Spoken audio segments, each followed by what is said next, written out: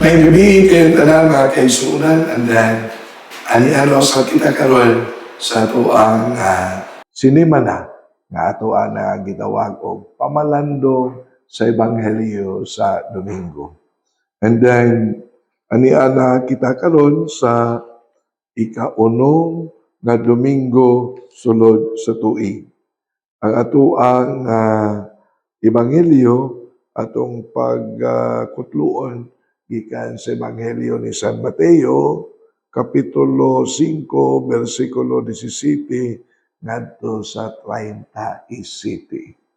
Ang Ginoo manaa kaninyo, pagbasa gikan sa Santos nga Ebanghelyo, sumala ni San Mateo, himayaw ikaw o Ginoo. Si Jesus miingon ngadto sa iyang mga tinun-an, ayaw ninyo hunahunaa na mianhi ako aron pagsalikway sa balaod ni Moises o sa mga pagtulun-an sa mga propeta. Wala kumuani aron pagsalikway niini, kundili aron paghatag niini sa husto nga kahulugan. Timan ikini. Samtang may langit pa og yuta, bisan ang labing gamay nga kudlit, ang labing jutay nga bahin sa balaod, dili gayon sa iluan, hangtod matuman ang tanan. Busa ang dili magtuman bisan sa labing gamayng bahin sa kasuguan, o magtudlo sa uban sa pagbuhat sa ingon, mahimong labing iwit sa gingharian sa langit. Apan ang magtuman sa balaod, magtudlo sa uban sa pagbuhat sa ingon, mahimong dako sa gingharian sa langit. Busa, mag-ingon ako kaninyo, nga dili ka mo makasulod sa gingharian sa langit kung ang inyong pagtuman sa kabubuton sa Dios sama lamang sa gihimo sa mga magtutudlo sa balaod o sa mga Parisiyo. Nasayod kamo nga ang mga tao giingnan kaniadto ayaw pagpatay.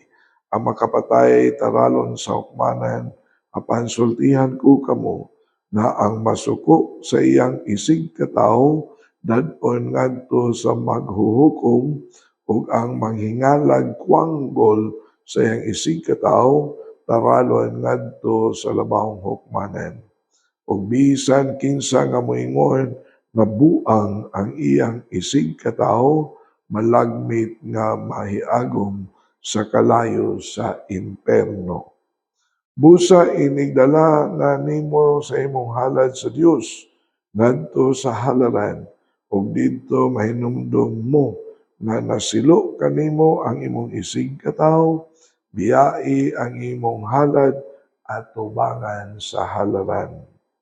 Ug adtua dayon ang imong isig katao, ug unya pagpakig-uli una kaniya.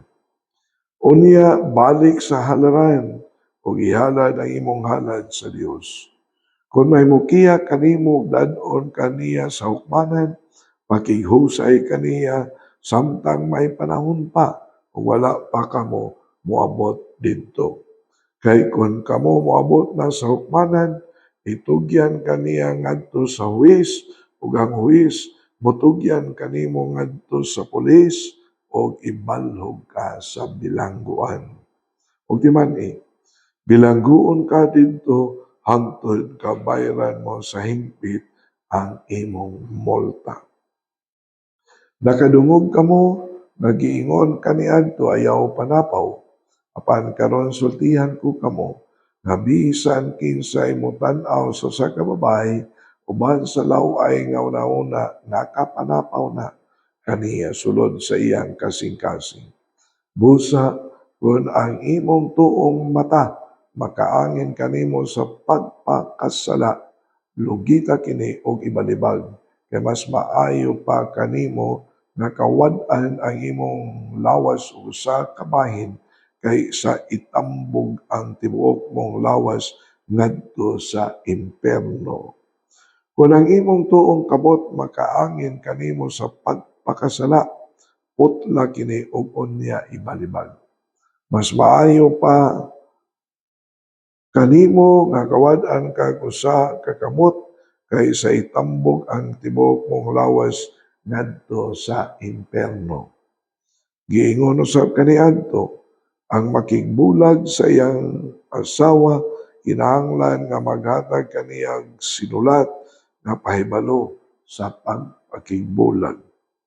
Apan karon sultihan ko kamo nga mubulag sa iyang asawa nga wala magluib kaniya, makasala kay siya man ang makaangin sa iyang asawa sa pagpanapaw kung ang asawa magminyo pag-usab ug ang mga asawa kaniya makapanapaw usab.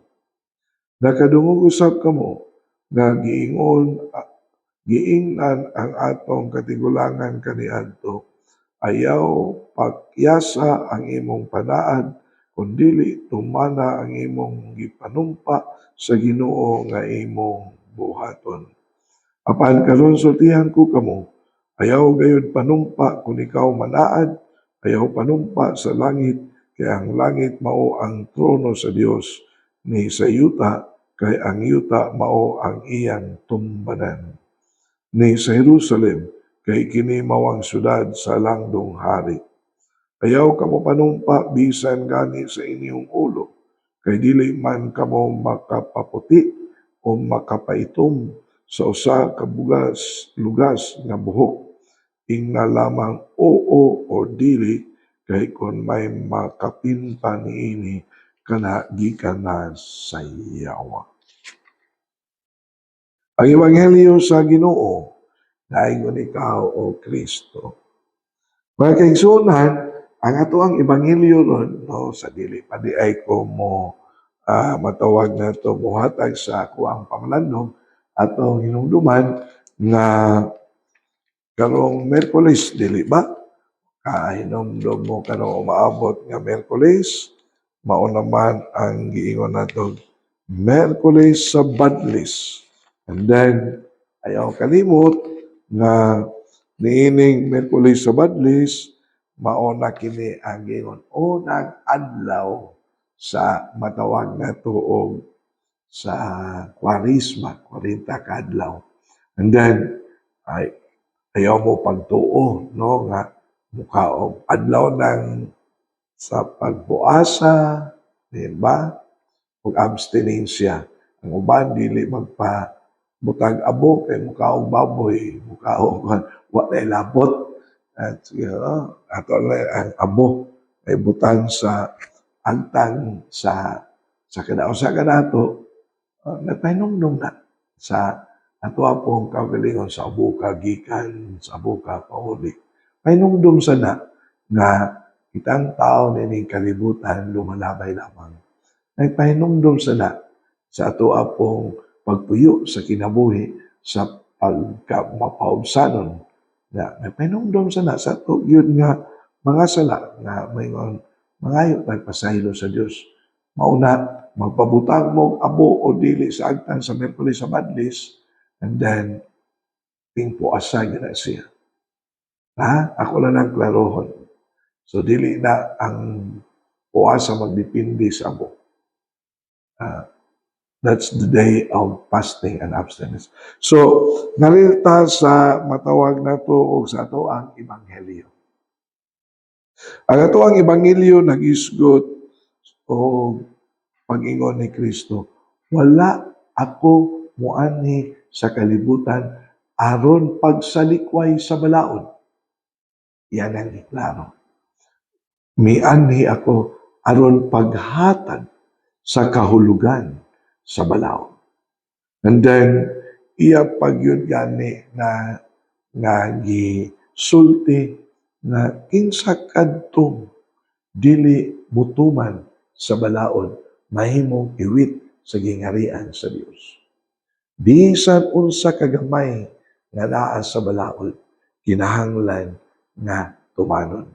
So, kita nakadungog na tang mga matawag nakadungog na tanini mingon na ang balaod gihimo para sa tao pero Wala buhata ang tao para sa balaod. Dili ba? So, ang balaod kinahanglan magserbisyo sa tao. Ang balaod muhatag og kahulugan sa kinabuhi sa tao. Ang balaod kinahanglan muhatag og hapsay, kahulugan, and then mupalambo sa gugma sa Dios. That's the spirit of the law. We know that one. Mauna nga kung ato nga tan-awon, kung magiskot na tao balaod, kanang moingon si Kristo sa matawag nato sa mga pagtulunan, sa mga propeta, o sa matawag nato og sa balaang kasulatan o mga pagtulunan sa nagiskot ini sa kinatibuk-an sa matawag nato pulong sa Dios diha usab sa Biblia. Mauni nga nindot sa ayo sa tanan nga kung makabantay mo ang ebanghelyo nagisgot nga let's go to the root cause to the problem. Pumayon din kung na ginadili ang pagpanapaw pero kung sa imong una-una naguna-una na ka og dautan sa babae, naa diha magsugod ang pagpanapaw. Dili ba? And then matud pa ni Kristo, ayaw pagpatay, ang makapatay taranon sa hukmanan. Apan sultihan ko kamo, ang masuko sa iyang isig ka tao, ana magsugod ang pagpatay sa dignidad sa kinabuhi sa tao. So, ang kang Kristo, nag-auhag siya ang proper disposition of our heart. The proper disposition of our heart. Mauni ang makahatag o matawag nato kahulugan, kahapsay sa ato ang kinabuhi. So, ang balaod, dili na siya external. Doon na siya implication to the internal. Ang internal is the proper disposition. Mao na nga nindot kayo ni ato sa diya pamalanongan. Kay lagi makasabot man sadta, kay nga tuang orientation sa balaod, very negative man. Ang karaan nga testamento mingon, ayaw pagpatay, ayaw pagpanapaw, ayaw.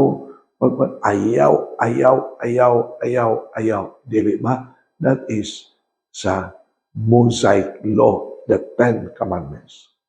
Pero pag abot ni Kristo, the same spirit, the same message, iyahang in a positive stroking, in a positive language. Happy are those who are poor, for the kingdom of God is yours. Happy are those who are merciful. Happy are those who are pure of heart.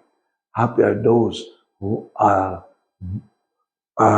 what we call this, the Beatitudes.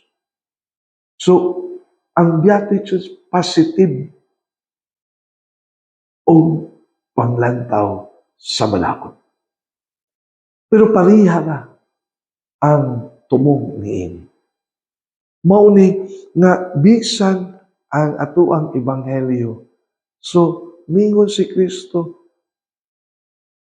if you have the proper disposition, ang balaod will help us to guide us to the proper disposition of our heart. And that's how He perfected the law. And that was the approach of Jesus to the law. Mauni nga mamitaw na nga makasabot ta ngano nga si Kristo very vocal to the Pharisees and to the scribes, not as a person, but how they look at the law and how they interpret the law. Para nila, basta magtuman lang kas balaod, mauna na ang imo assurance na matawag na to maangkon nimo ang gingharian sa Diyos. Pero si Kristo mingon, mga tigpakaroon ingon. You hypocrites. Mingon dayon siya, sama mo mga pantiyon. Nindot tan-awon sa gawas. Puti kaayo tan-awon sa gawas. Pero sa sulod, puros mga kalabira ang sulod. Di ba? That's the analogy na moingon. Kinahanglan nga ang sulod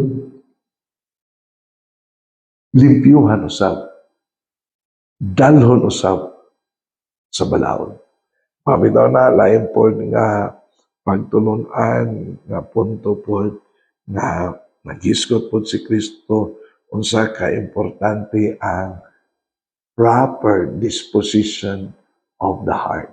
Diba? Klaro biya kay sa tanan kami siya dili man ang musulod sa baba sa tao ang makahugaw niya.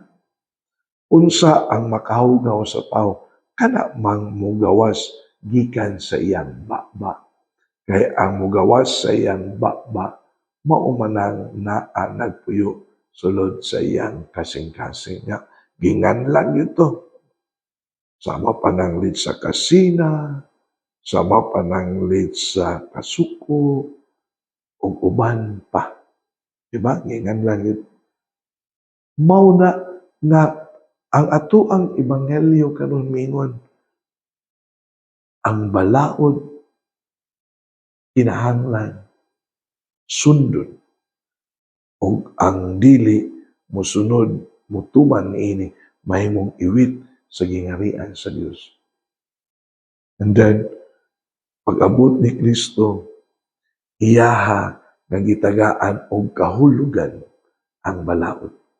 Mabitaw usa sa mga examples nga gihisgutan ni Kristo sa ebanghelyo mingon naa ka sa pag-ampo ka. Nagdakag halad. Mamo na sa ebanghelyo. No? Nagdakag halad. And then, pagdani mong halad, may nungdom ka nga doon na kay gikasukan, gikalagotan. Ang ebanghelyo mingon, biyai una ang imong halad. Adtua sa tong tao nga imong gikasukan, imong gikalagotan. Nga after nga magkauli mo mingon si Kristo, balika ang imong halad padayon sa imong paghalad. Sa ato pa, lisod jud ay no na mao na the same story ba. Lisod jud ayo magsige kag ampo, sikag simba, apan nag-umido sa kasuko, nag-umido sa kasakit ang imo na kasing-kasing kay doon na kay gikalagotan. So, unsa may magbalik-balik? Why matawag na to kasulbaran ang tanan? So, mao ni nga si Kristo miingon, the proper disposition of our heart mao ni ang makahatag og saktong kahulugan sa balaod. Ayaw pagpatay. Aron dili na nimo mabuhat, matod pasok, likayi ang inaiya sa pagkamasukan. Likayi ang kinaiya sa pagkamadinungtanon. Likayi ang kinaiya sa matawag na ito pagpanimalos. Kung walay pagpatay na may tabo. Pero magpabili ni alagod ka suko panimalos ruban pa. Kini ayaw pagpatay. Lisod kay na. Eh, maprovoke man ka. And then, ang balaod, mahimo ra nakatawanan. Na sometimes, dili lang sometimes, ang problema kung duwaan na ang balaod sa mga gamhanan ng mga tao. Mao nang makaluluoy in taon ang mga kabus. So mga kaisunan, ato lang ni nga pamalandungan, no? Basta klaro kay si Kristo nga mingon, wa na ko isalikway ang balaod. Gitagaan na ko kahulugan. Na klaro sa kay ngayon si Kristo na He invited each one of us, kinahanglan atong sundon ang naa sa balaod aron dili ta mahimong iwit sa gingharian sa Dios. So ano na sa takutob, and then ato sang iampo ang atong mga kaigsoonang mga masakiton. Among lang ito kamahan, among iampo ang mga kaigsoonang mga masakiton ayuha sila silang tagsa-tagsa ka mga balatian. Namo sa epis pag-ampo ang nagatiman kanila nga naong gugma kadasig kanunay sa pag-alagad sa mga masakiton. Kinintanan among ipangayo pinaagi ni Kristo, among Ginoo. Amen. So ano lang sa takuto mga kaigsunan, na magkita na punta sa sunod nga Sabado, alas 6 sa gabi sa atong FB account, Archdiocese of Cebu Catechetical Ministry. Kini si Father Joseph Intig, ang kanunay nag-uban kaninyo, ngayon pamalandong sa Ebanghelyo sa Domingo.